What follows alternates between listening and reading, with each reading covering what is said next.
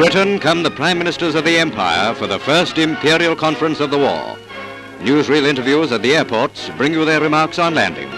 Here is the Premier of Canada, Mr. Mackenzie King. Ladies and gentlemen, it is impossible for me to tell you the pleasure that it gives me and my party to be in Britain again. I bring to all who are here the heartfelt greetings, good wishes of the people of Canada. We've had a delightful voyage across the Atlantic. It's been a splendid journey.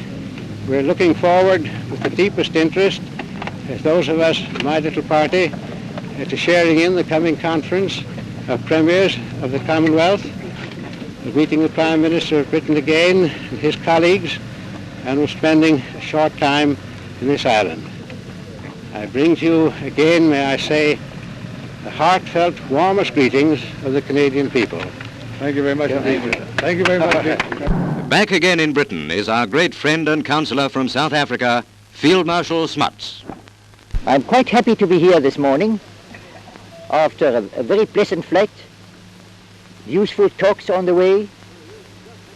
It's beautiful to arrive on such a May morning in England. I hope that our conferences, to which we are looking forward, will be useful in the great cause which we all have at heart. In the same plane came the Prime Minister of Southern Rhodesia, Sir Godfrey Huggins.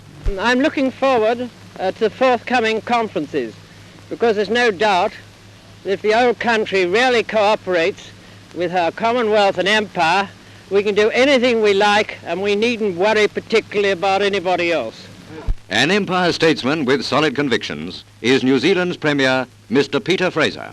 I'm here to consult with Mr. Churchill and the Prime Ministers of the other Dominions in an effort to still further improve our war work.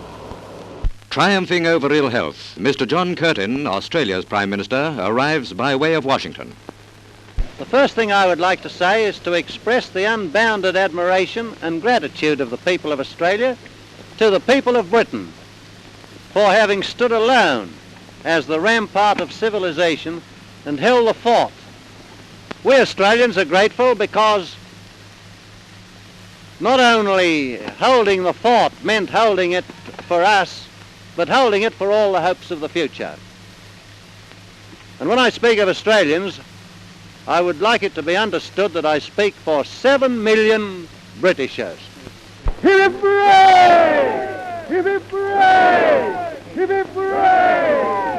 Into the grounds of number 10 Downing Street go the cameras to place on record this great assembly.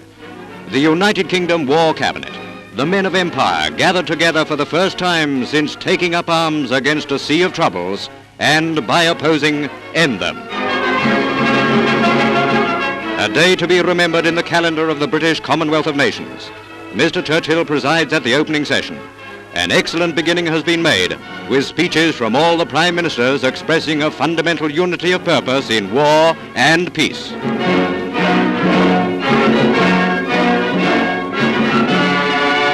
The five statesmen could not have been assembled at a more timely moment.